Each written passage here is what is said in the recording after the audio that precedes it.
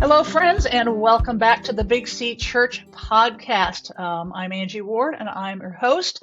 We are in a series on what is the church, and this is actually the last one, part 5 of that series. We've heard from a variety of different voices, from a seminary professor to a Black church pastor.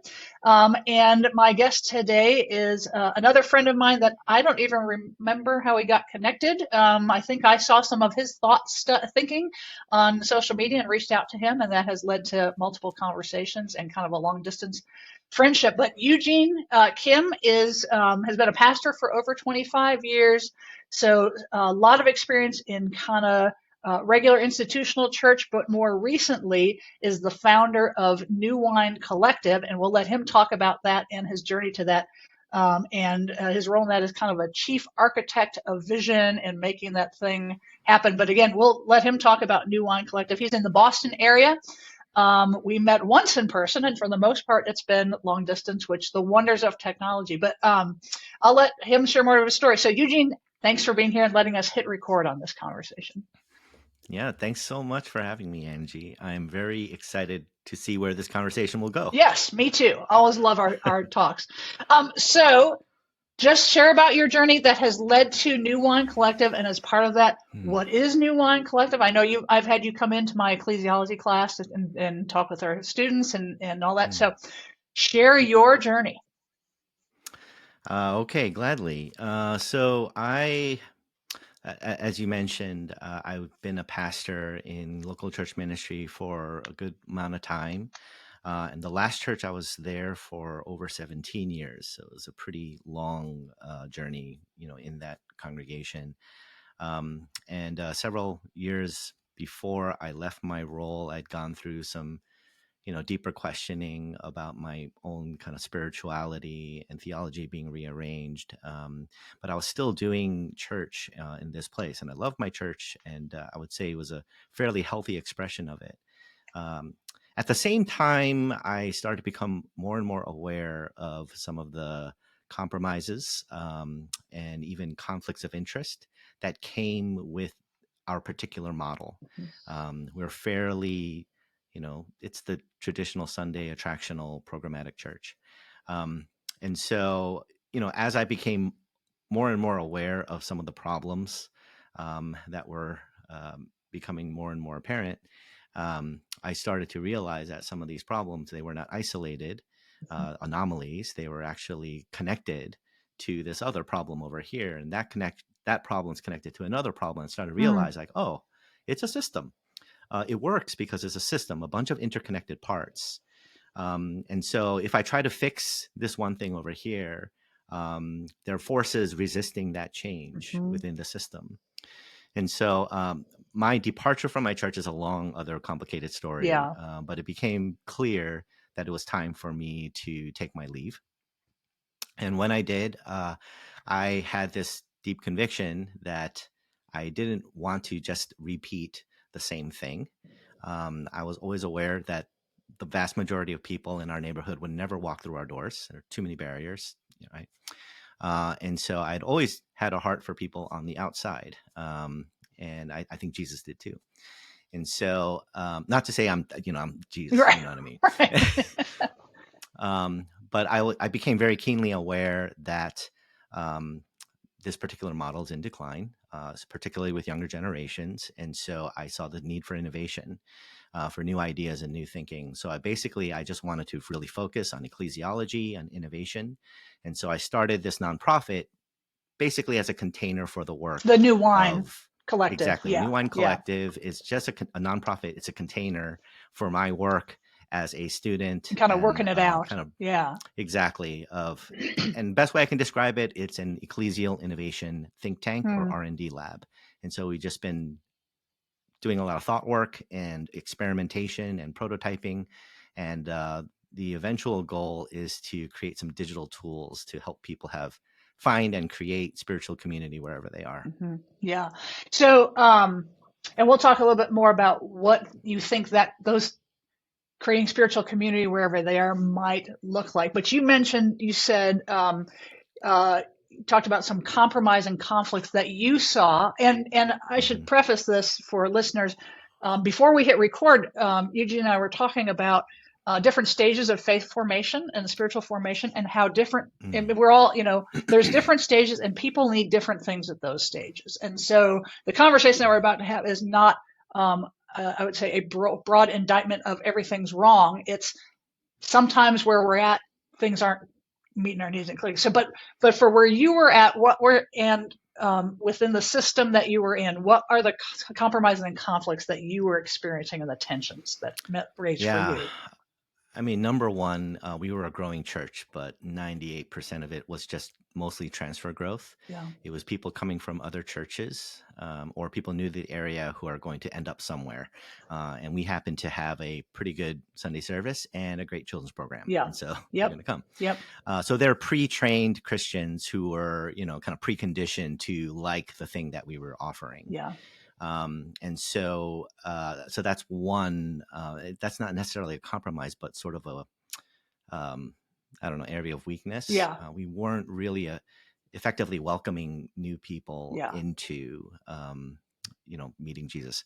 The other, I feel like, is, like most churches, we were a high functioning staff, low functioning congregation. Yeah.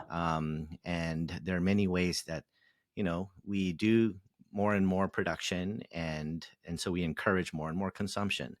We were keeping people extremely busy, and loyal to the brand, but not necessarily empowered to be the body of Christ. Yeah. And so I feel like in many ways this pastoral relationship, clergy and laity, it kind of creates a type of dependency. Yeah. Whereas, I guess the vision that I see in the New Testament is one where every voice is heard and matters, and there are many gifts in the body. And so, I think that those are a few, and just realizing that we were kind of one size fits alling the spiritual journey, which is, complex and very varied, and people need different things at different times. But we had our sermon series, Yeah. and so Yeah. we were just giving people, I think, good spiritual nourishment without any regard to people's actual dietary needs. Yeah. And so it's kind of like, going like a physician saying, like, here's what everyone needs, to be healthy. But of course that's not going to work, right? We all have different needs and different.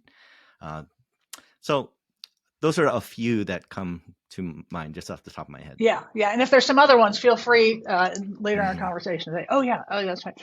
Well, so as you've been working out new wine, and you and I have been having conversation now for several years, and so I know it's been evolving even for you as you're kind of trying things, and you're inviting other people into the conversation, and and you're also great at, and we can't do this on the podcast, but you have so many great like graphics and ways of like wording things and explaining things, which is one of the things I love, because you're able to articulate some of what I go like. I just feel a scribble cloud in my head, and you're able to put it into like words, which I think is really cool. So, what are some of the key things that you have been putting into writing that have resonated as also with the groups? You do something called Third Thursdays, where you're having a group of people who are talking about this stuff, and I think you're kind of workshopping some of this stuff. So where are you at in some of that stuff? What when you envision rethought church and this new wine, which is actually versus old wine, but new wine sounds better, and we can actually talk about that if you want. But what are some of your thoughts about what needs to be different from the one size fits alling, and what might that look like? Because you're thinking reimagining. Yeah. I am, I would say. And I would say that, there's a lot of innovation happening right now in the church. Yeah. Things are just bubbling up everywhere, right? There's missional movement stuff, discipleship stuff, house church, dinner church. Yep. So already in the margins, we're seeing a ton of new growth and life outside of formal institutional structures. Yeah. And so I would place us sort of out on the edge, where we're trying to do systemic innovation. Yeah. So, most innovation is product, what they might call product innovation. So it's a new way of doing the same thing, Yeah. a new product or an improvement to a product. But once in a while comes along an innovation that changes everything, right? It changes the way we do a whole thing, right? And that's what, people in the innovation field would call systemic innovation. And so I think what I have found are more and more people are really resonating with this idea that we need more than just tweaking of the old model or repackaging. It's not that does not have value, but that more and more we're looking at the state of the world. We're looking at the larger macro trends in religion in general, and especially Christianity, and we're saying, hey, this system isn't working. It's creating more problems than solutions, or at least that's what many of these institutions are looking like these days. And so what we need is system change. And people mean different things by that. System change really means like thinking about the whole thing from top to bottom, not just surface level, not just like a few tweaks, but like really building from the ground up about core essence questions. What is the church? What is it for? And what does it mean to do it today in our context?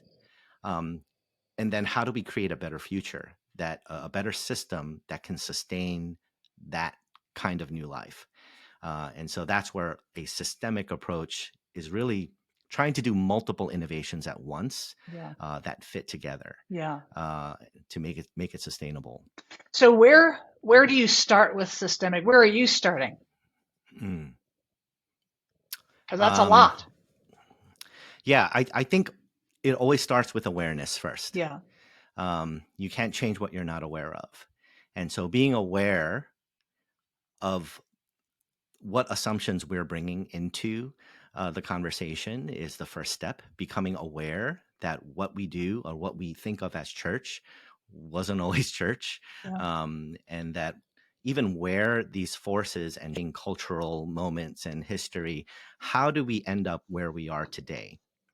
And to examine those critically and say, hey, actually, is that what God had in mind? Was this is our 45,000 denominations in the world today, what Jesus imagined when he prayed that prayer, that pray to the Father, that we be may one. they be one as the Father, he and the Father are one. I don't think so, right? In many ways, I look at the state of the church now, and it's very much just a mirror image of other cultural forces, empire and, the Industrial Revolution and capitalism and all these forces that have shaped what we think of as church, that are not really anything biblical. I suppose you can make an argument that it's historical.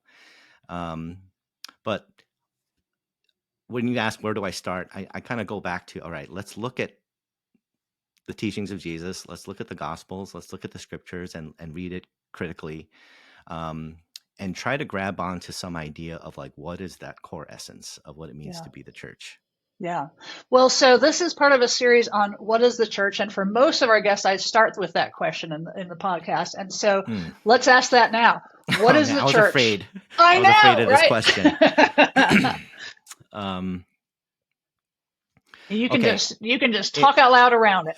Okay. In my mind, yeah, when we ask that question, it really depends on what word we're talking about.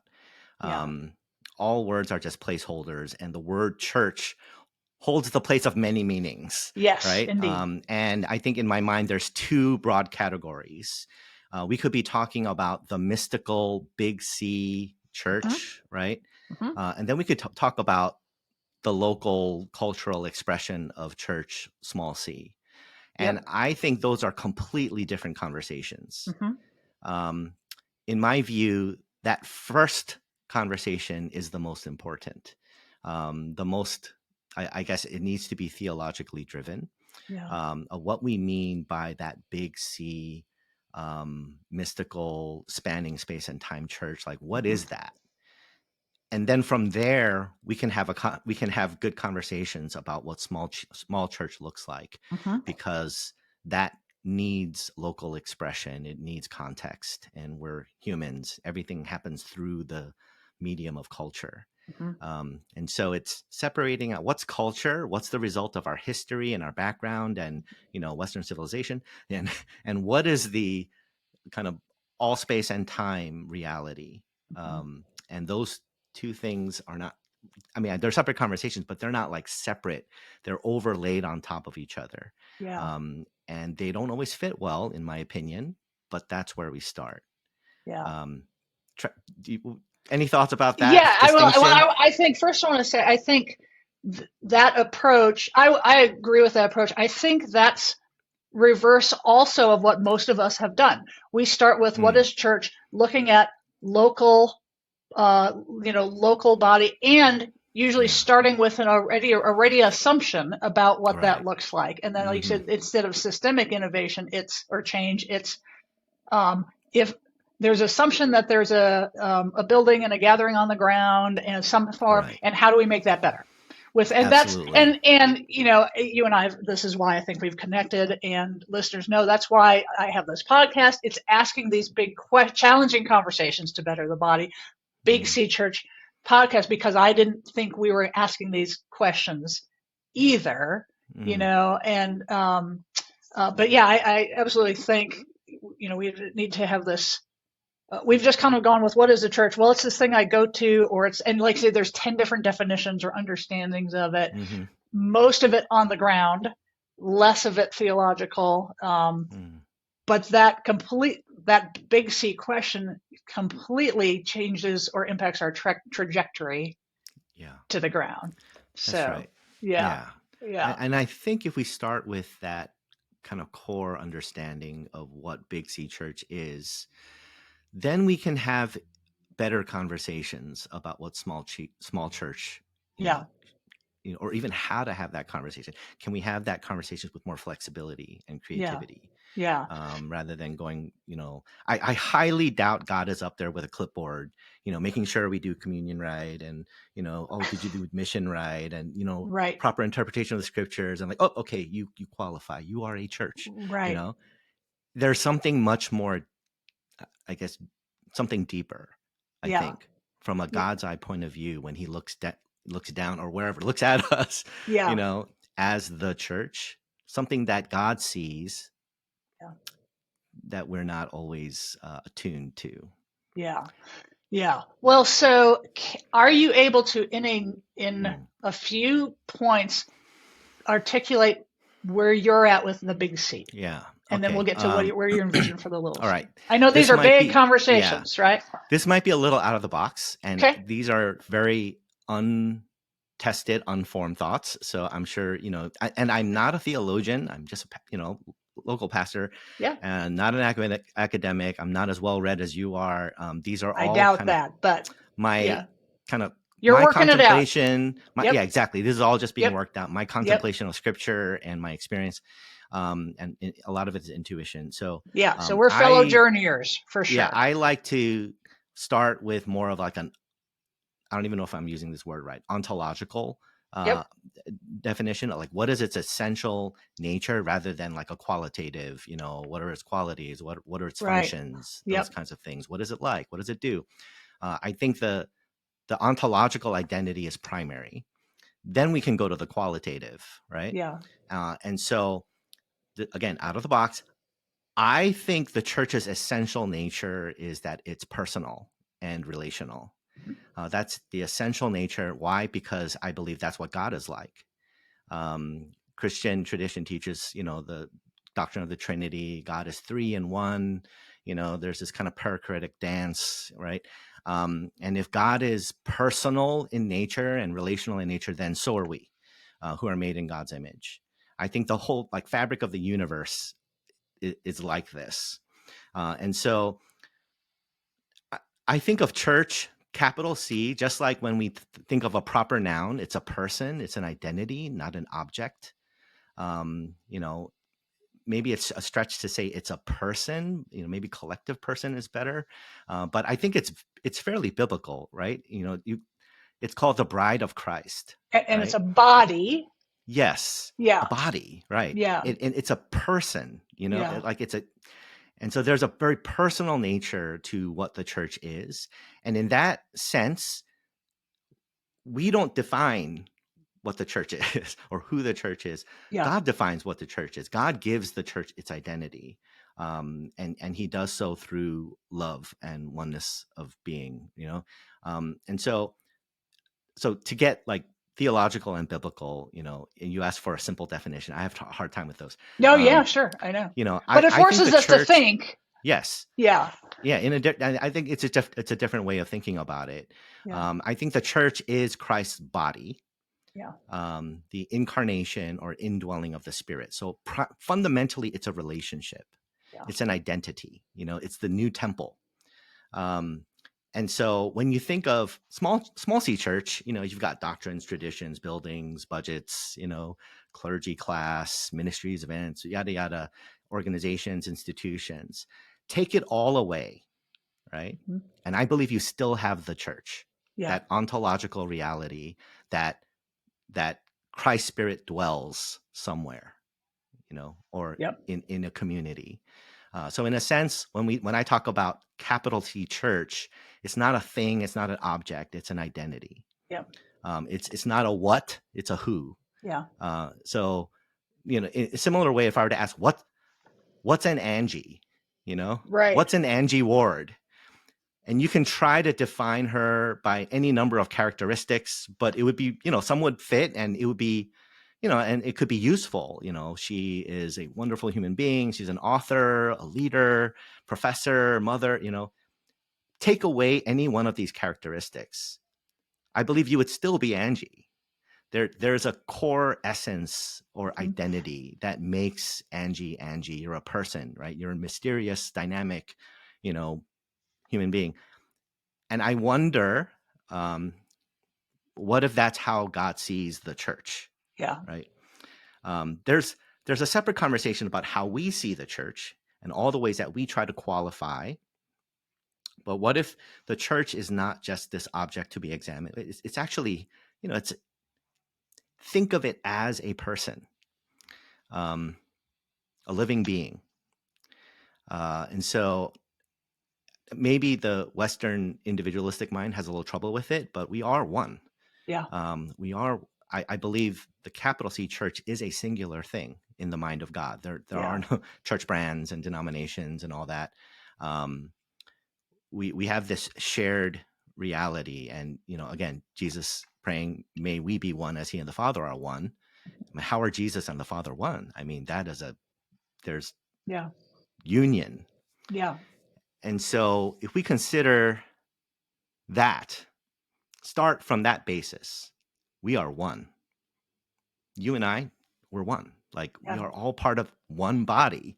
Yeah. Presbyterians, Pentecostals, Baptists, whatever. We're one. That is our Yeah. ontological truth, Yeah. Core identity. reality. Yeah. How does that impact small C church, the way we Yes. do small C church? What if in the mind of God, we truly are all parts of the same whole? I don't think our current systems and structures allow us to explore Mhm. that reality, that possibility very much. Yeah. Yeah. Yeah. Boy, I've just been taking notes here. Especially the church is not a what, it's a who. I got to think through how I want to frame my next question, where I want to go with this. I got to give you an amen, first of all, because same thing. I agree. Oh, I know a question I was going to ask. Are you familiar with Cardinal Avery Dulles' 5 models of church? Have you ever heard of this? I don't think so. I think you'd find it really helpful just to do an overview. So this Catholic guy, Cardinal, he's passed away, but he had this book, 5 Models, and we'll put it linked to it in the show notes. And in fact, I was just writing about it as I'm working on this chapter about what is the church for this book I'm doing with IVP. And he talks about 5 visions or models for church, and one of them is an institutional, and he's coming from a Catholic perspective. That's been the dominant model through most of church history, certainly Catholic church history. But one of them is this mystical concept of it. And so it's very, I'd say there's a lot of Eastern or Orthodox in there, as well. And so, and then another one is The church exists to serve the world. So I think like the missional church Yeah. movements, kind of thing. Yeah. There's that piece. There's Right. church as servant, church. There's another one that's church as herald, and that's all Mm-hmm. about the word, right? It's Yeah. all, Right. and so it's about Yes. revolving around the world. And the word one was the one I grew up in, contemporary evangelicalism, and we spread the Mm-hmm. word inside and out, and the church service and the gathering is all about the word. I didn't even know any of these other visions existed. We had a Mm-hmm. word with an institution piece, I think, Yeah. around it, maybe a little mission, and so, and Yeah. then, so I think we blend these, but this idea of the mystical kind of union one, and then there's a fifth one that's sacrament, and that is that the church, the who is the gift to the world in the same way that the Eucharist is Mm. kind of God's gift. So there's a mystical piece to that. But I think you'd really Mm. find it interesting because you're actually Mm. blending, or you're articulating some stuff that he did a good job of talking about in there. But Yeah. yeah, so I think we've weighted these other models, not even knowing that there's other visions, or can we even put them into kind of a comprehensive vision, because maybe there is an institution or at least an organizational component. When people get Mm-hmm. together, there is an organizing, Mm-hmm. piece. And my doctorate's in organizational leadership, and so I grew up with the model of the power of the organization and the power of the institution to do the mission and the word. Mm-hmm. And so I, like you, have been just rethinking this whole thing, top to bottom, bottom to top, and Mm-hmm. just, okay, what if we clear it on the bottom? But if we're not asking the right, we're focusing on the answers without asking the right questions. And so, Mm. yeah, so I'm with you in asking the stuff. Yeah. Yeah. So if the church is not a what, it's a who, and we're all, the vision you've painted, and that more mysterious, mystical, which I completely agree. What might that look like then, as you start talking about on the ground? And Yeah. the reality that there is, at least I see in scripture, there is a need to gather. I mean, ecclesia is, assembly. So Mm-hmm. there is some component of where we're not just floating in the who. Mm-hmm. So what are your thoughts on that? Yeah. I heard a few different questions in there, There are a lot and of I'm them. going to Pick try to. one. Yeah. Let me start with. I really appreciate you sharing about those 5 models, and so I think this might be one way to answer the question. First, actually, Um, both sharing the 5 miles, you're yeah. not as out there as you think. Oh, You just yeah. don't know that, right? Yeah, right. And so with I'm not sure which one it would be. I guess it would be sort of this mystical lens that Yeah. the church is already one thing. Hmm. We just haven't been functioning like it. Yeah. When I hear you describe those 5 models, right? Institutional, mystical, missional, herald, sacramental. Did I get those I right? think that's right. Yeah, Um, yeah. Like yeah. The missional, I think, is servant. But yeah, I guess a mystical view of the church would be like, yes, that is the church. yeah, All of them are parts of the whole. yeah. The problem is each part tries to be the whole, Yes. Yeah, um, and judges the other parts for not being like them, yeah, and tries to gatekeep and create rules and traditions that keep the others out. And basically, we're doing the exact thing that Paul addresses in 1 Corinthians 12, right? The weaker part and the stronger part. You get the whole passage about yeah. church Yep. being one with many parts. Yeah, And so I think what we're seeing is throughout history is this divergence, right? We've seen yeah. schism, we've seen, the Reformation and all of that, and Protestantism. I see all of that as necessary part of the whole process. We needed to differentiate first. We needed to argue and debate about Hmm. theology and practice and sacraments. What's the right view? How do we do baptism? I feel like all that was needed, but it's not sustainable. Yeah, It's not being that kingdom. Um, what's the right term? We're not living into the ministry of reconciliation. We've yeah, so far for the past 2,000 years had this ministry of whatever the opposite of reconciliation is. yeah, Um, and so, but this is all part of I feel like the process. We first need to differentiate before we can start to embrace and reconcile. And so when you ask, like, what does it look like? I really think it looks like a reconciling of the parts. Mm, Um, it's healing the church to be a body, mm, perhaps in a way that was never even before possible, yeah, because of globalization, because of technology. Now we're aware there are other parts. yeah, Most of us throughout history were not even aware that there were other traditions. yeah, Of course, now that's not the reality anymore. We're all like, oh, I'm going to get something from the Orthodox over here, and oh, but I love Pentecostals, and yeah, I'm going to go to a gospel service, and that's what kind of the full life actually looks and feels like. It's this dynamic, nonlinear, you mm, know, journey. And so, what if all the parts are church? yeah, Um, and not any one of them are church. It's like that saying, uh, all of us are smarter than any of us. yeah, And what if that applies to the church? And so I think that shifts the way that we understand the spiritual journey. It shifts the way that we relate to institutions and organizations, um, that and our own. We all have a charism or a gift or an insight or a hmm, perspective or a practice that is a gift to the body, and we also do not have the whole picture. yeah. Um, and When you so, say yeah, body, I think you mean again big C. big B, yeah, Well, yeah, big B, right? yeah, Because I think when we talk about gifts or charism, often that's another thing. We've talked about it. We've drawn these walls around the little local thing. And so you have to use yes. your gifts in this little container, Hmm. not thinking of it as the broader B. Yeah, that's Yeah, right. Yeah.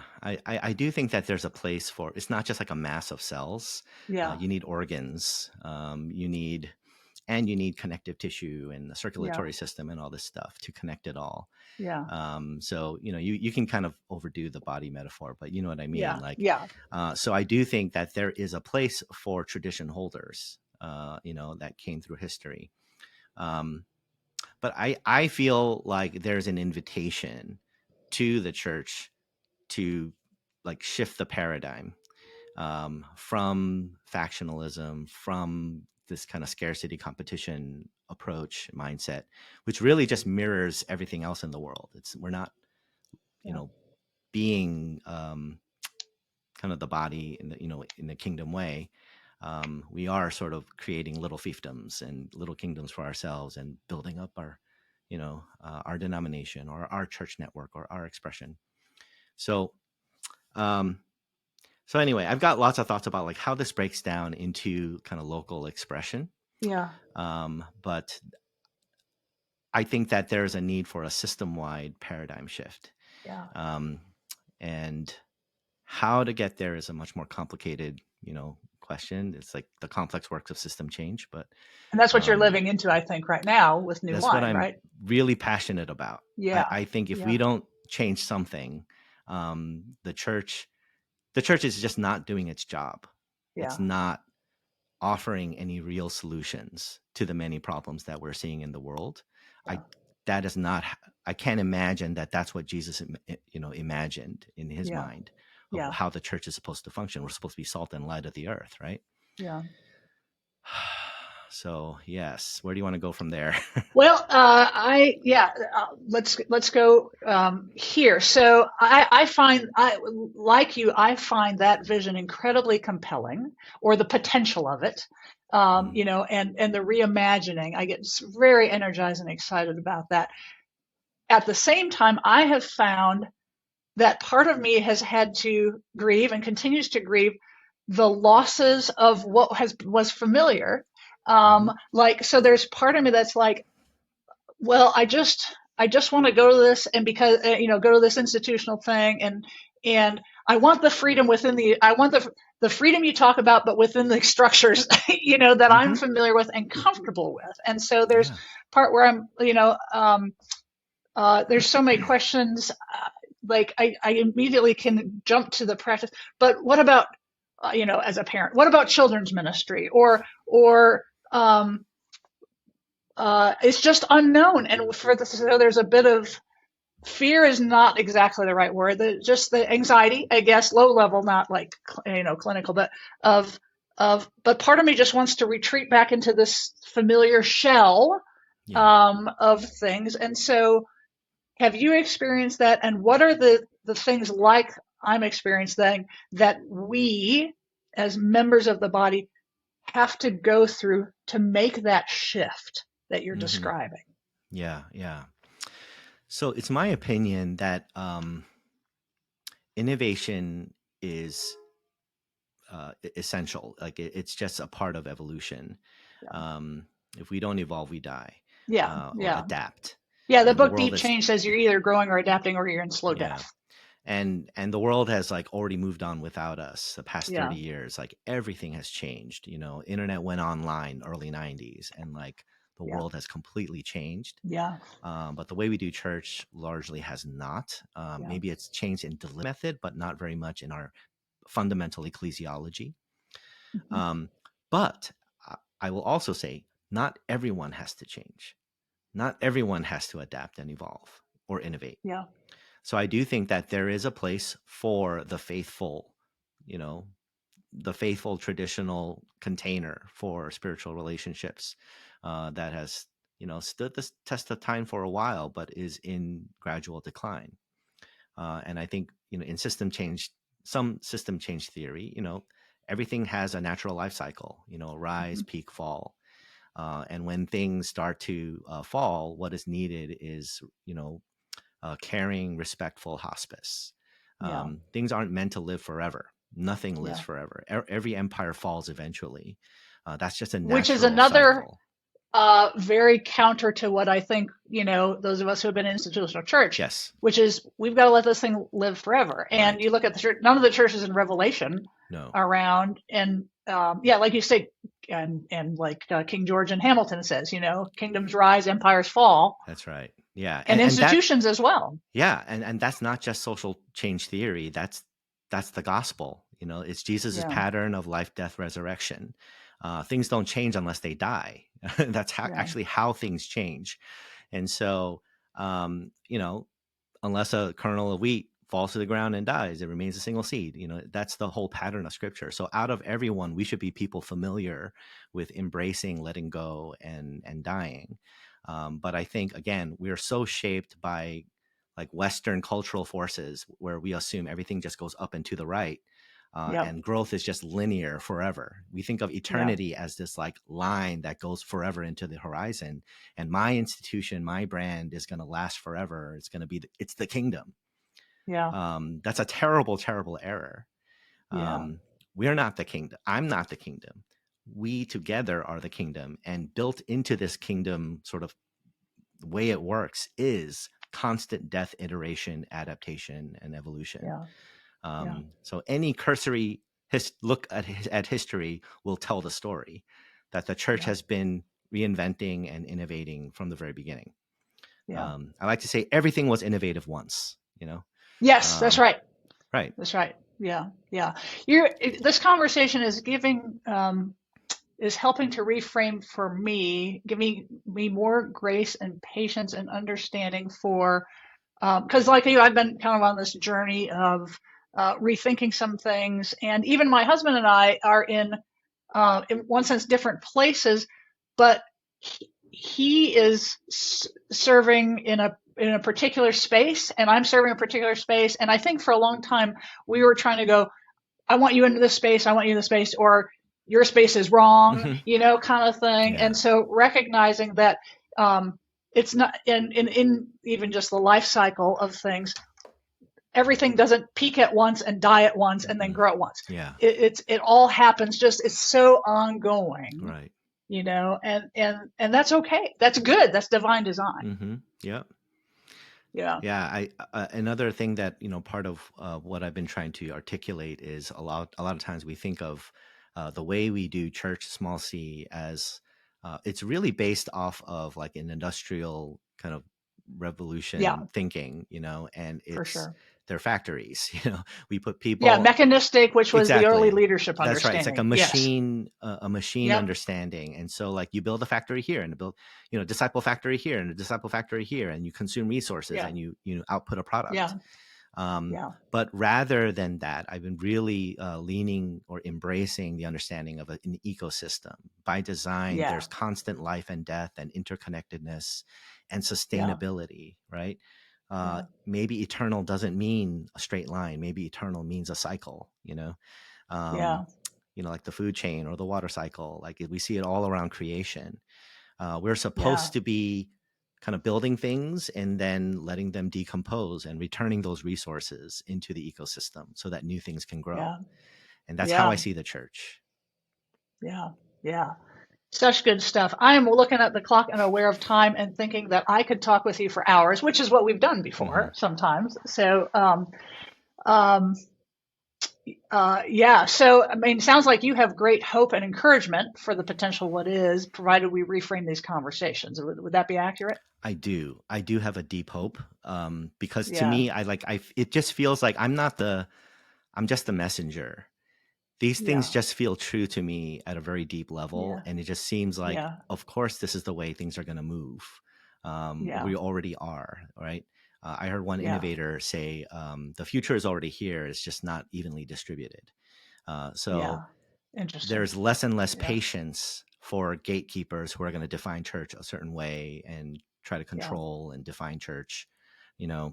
and more people realizing like, hey, actually together we can actually discern things much better than just letting a few empowered leaders do it.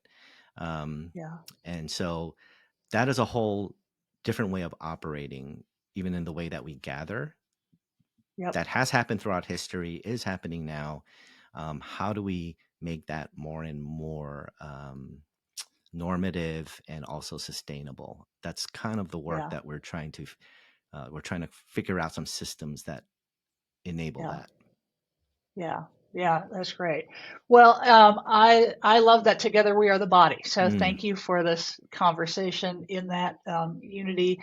In those of you listening, in the show notes, we'll put a ton of the stuff that we've talked about New Wine Collective and Eugene's work, Avery Dulles, all this stuff that we've talked about. So Eugene, it's always a privilege. I just always love talking with you. Thank you for being here and letting us hit record. Thank you so much. It's always fun.